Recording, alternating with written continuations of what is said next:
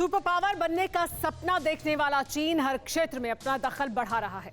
अंतरिक्ष में ताकत बढ़ाने की रेस पहले अमेरिका और रूस के बीच थी, लेकिन अब चीन भी स्पेस में बेहद ताकतवर हो चुका है। चीन से बढ़ते खतरे को देखकर अब ब्रिटेन ने भी अंतरिक्ष युद्ध में दुश्मन को मात देने की तैयारियां शुरू कर दी हैं। ब्रिटेन अपने सबसे बेहतर फाइटर प्लेन को इसके लिए तैयार कर रहा है। हालांकि तैयारी बहुत शुरुआती चरण में है, लेकिन भविष्य में इसे बहुत अहम माना जा रहा है।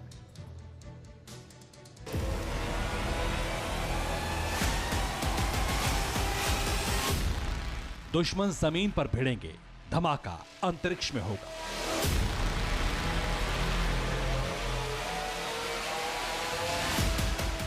अदावत धरती पर शुरू होगी, लेकिन अंजाम अंतरिक्ष में तय होगा।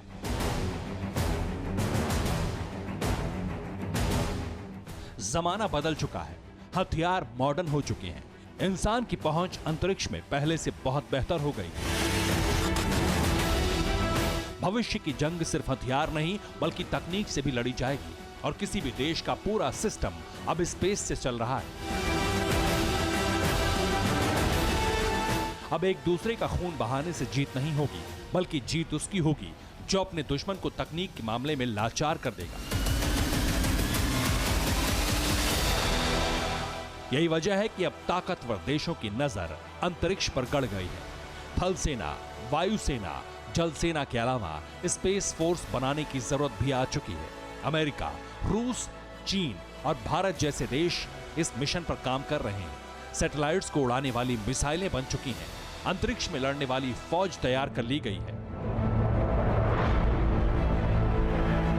यूनाइटेड किंगडम भी अब इस रेस में शामिल होने जा रहा है। स्पेस में ताकत बढ़ाने के लिए ब्रिटेन अपने इसी फाइटर को तैयार कर रहा है। इसका नाम है RAF टाइफून।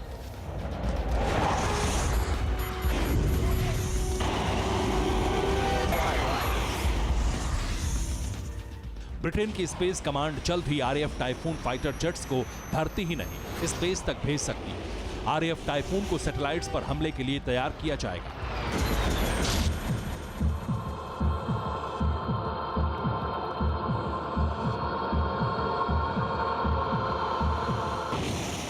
ब्रिटेन का यह फैसला चीन और रूस की बढ़ती ताकत और चुनौती को देखते हुए लिया गया है। RAF टाइफून को इस तरह से तैयार किया जा रहा है कि जरूरत पड़ने पर यह फाइटर दुश्मन के संचार सैटेलाइट्स को तबाह कर सके। RAF टाइफून को अंतरिक्ष युद्ध के लिए तैयार किया जाएगा। ब्रिटेन अपने तेज तर्रार पायलट्स को ट्रेनिंग देगा। पायलट्स को सिमुलेशन प्रैक्टिस कराई जाएगी। बाद में पायलट्स की फ्लाइंग ट्रेनिंग एक्सरसाइज कराई जाएगी। प्लान क्या है ये आपको समझाते हैं। RAF टाइफून को पहले 40,000 फीट की ऊंचाई तय करनी होगी। पायलट्स जब इस हाइट पर प्लेन उड़ाने में सक्षम हो जाएंगे, तब इन्हें वर्टिकल यानी बिल्कुल ऊपर की तरफ 20,000 फीट तक जाने की प्रैक्टिस कराई जाएगी। यह अभ्यास बिना किसी मिसाइल के होगा, लेकिन युद्ध के हालात में यही विमान सैटेलाइट पर मिसाइल दागेगा।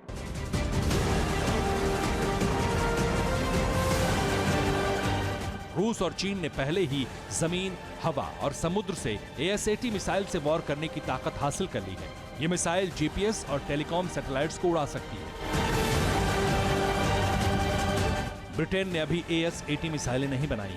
ब्रिटेन अमेरिका की SM-3 एंटी सैटेलाइट मिसाइल का इस्तेमाल कर सकता है। RAF टाइफून को मिसाइल के वजन के हिसाब से विकसित किया जा सकता है। अंतरिक्ष में सबसे पहले अमेरिका और रूस के बीच शक्ति बढ़ाने की रेस शुरू हुई थी, लेकिन अब चीन अमेरिका को स्पेस में कड़ी टक्कर दे रहा है।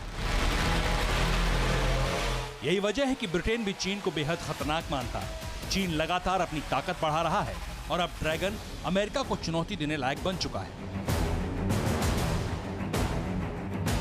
अब चीन भी सैन्य अड्डों पर मौजूद आधुनिक हथियार और सैटेलाइट को मार गिराने में सक्षम है, और चीन के पास लेजर बीम से संवेदनशील सेंसर नाकाम करने की काबिलियत भी है।